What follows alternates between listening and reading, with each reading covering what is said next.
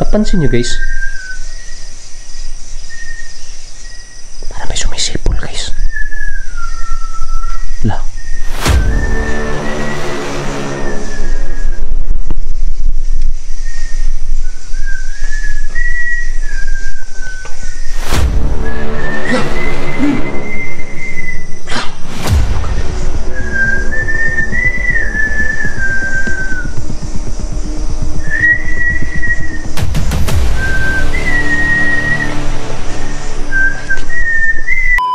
So, etong lugar na to, napasok ko na to dati. At may nahagip ako, may nakita ako dito na parang maitim. At ngayon, babalikan ko na naman to. Kasi sa pagpunta ko dito guys, collaboration yung ginawa namin. Parang, ewan ko, hindi ako nagkakamali guys, si Roweb yung kasama ko sa collaboration na yun. Ang kwento kasi dito guys, aside dun sa may namatay, is palaging merong umiiyak na parang bata. At may kumakalabog. So, grabe na. Sa kwento ko pa lang guys grabe, kinikalabutan na ako. So, sana samahan nyo ako ngayon dito sa nakakakilabot na lugar. Isang inabandonang bahay na mayroong dalawang namatay. Sana walang masamang mangyari sa atin. So, ngayon samahan nyo ako guys sa exploration na to. Dito po sa Storyang Kilabot TV. Huwag nating patagalin guys. Samahan nyo na ako. At sabay-sabay nating tuklasin ang nakakakilabot na storya sa lugar na to. Let's go!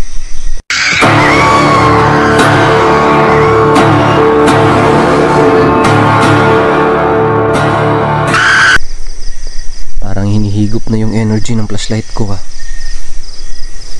So pasensya na kayo guys kasi medyo napapansin nyo na parang nanginginig yung boses ko guys kasi kinakabahan talaga ako ngayon. Ibang klase itong kwento sa lugar na to. Kung may nakita man kayo, please paki-comment na lang dyan sa baba So yan. Ito yung bahay guys.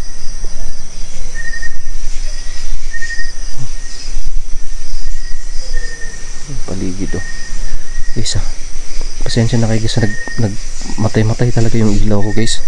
Di bagong charge to So ngayon siguro wag natin patagalin to, papasok na tayo sa loob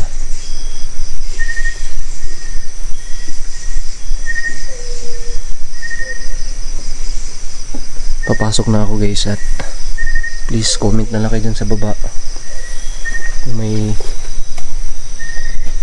napansin man kayo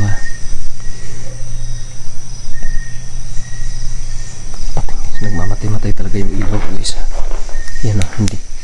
Kakapasok ko lang kakapasok ko lang nagmamatay-matay yung ilaw ko, biglang namatay. May elemento ba ngayon andito? Andito ba yung mga kaluluwa ng dalawa namatay?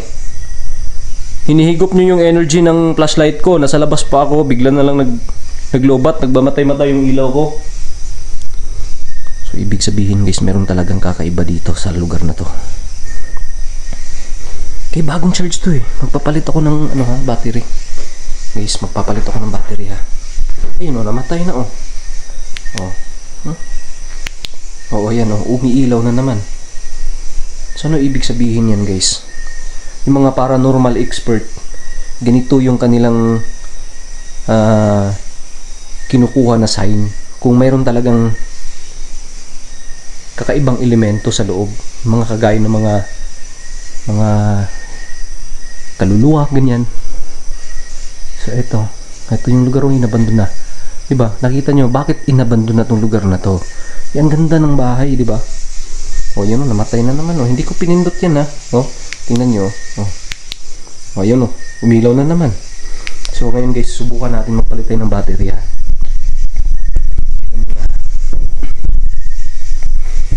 So please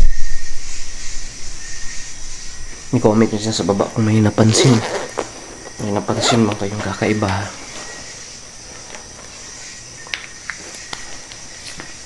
Papalit ako ng battery guys. Bagong bago to. Ayun, charge ko to kanina Pero ba't naglobat ka agad? Comment kayo kung may napapansin man kayong kakaiba. Ayun, bagong charge to. So palit na ako ng battery. So pag mag-lowback pa to guys, ibang klase na talaga. Okay, so tara.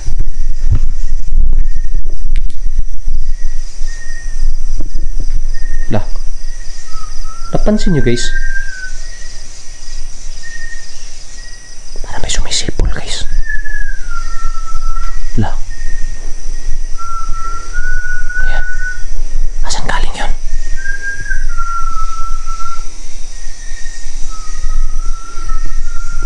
Parang bata di sumisipol.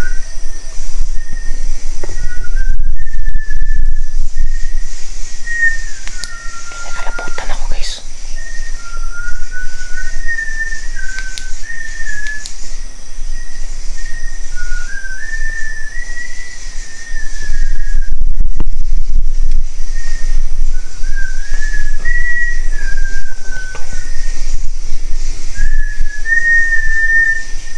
Loka.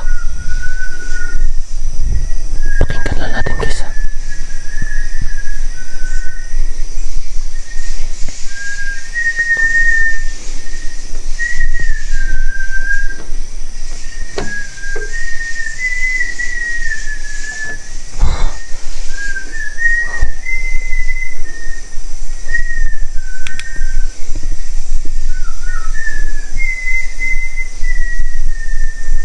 Wala dito yung tunog guys.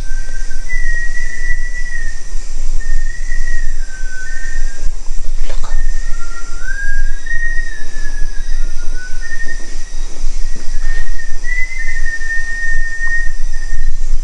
Wala dito guys, wala. Wala.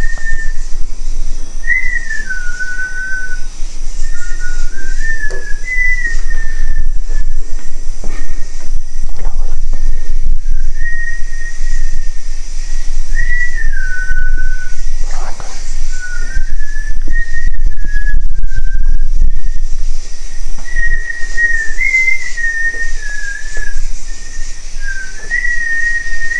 Huwag lang tayo masyado maingay ha, baka mag-disturb mo guys.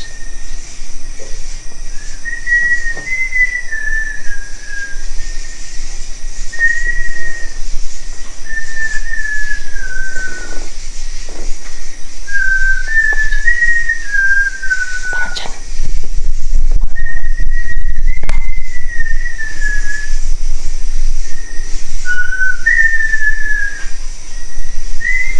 Subukan muna natin dito guys ha.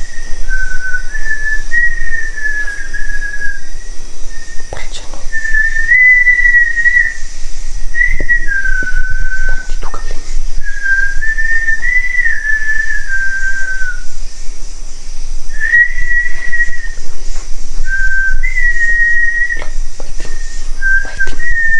Maitim guys. Hala, lalapit ako. Hello bata. Ano?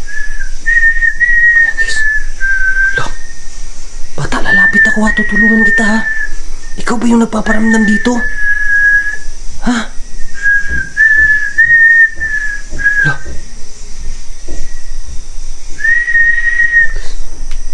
Bata lalapit ako ha. Pas.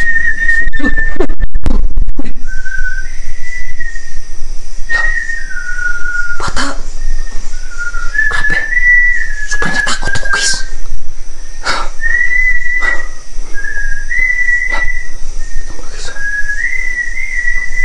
Wala.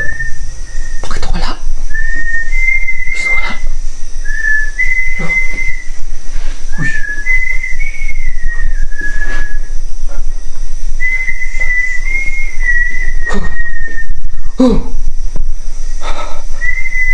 Totoo talaga guys, totoo. Ano? Totoo kaya to guys? Ganyan yung musga ha? Ganyan yung musga guys ha?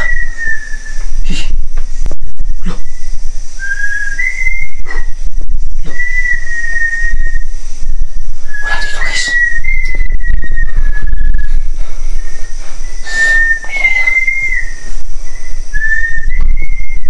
Wala talaga. Yun! Ano? Ano guys? Tara! Tara natin na!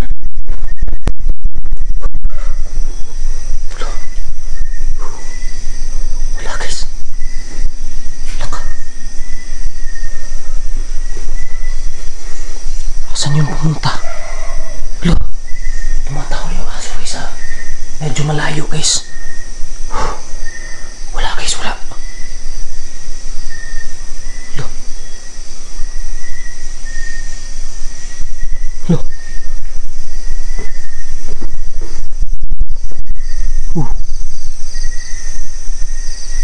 Wala guys, wala.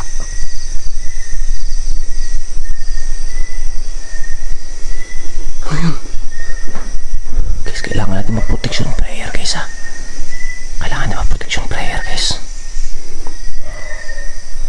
Tumatahol na yung mga aso guys. Baka may, pag tumatahol kasi yung aso, guys, ibig sabihin yan, meron silang nakikita na hindi natin nakikita.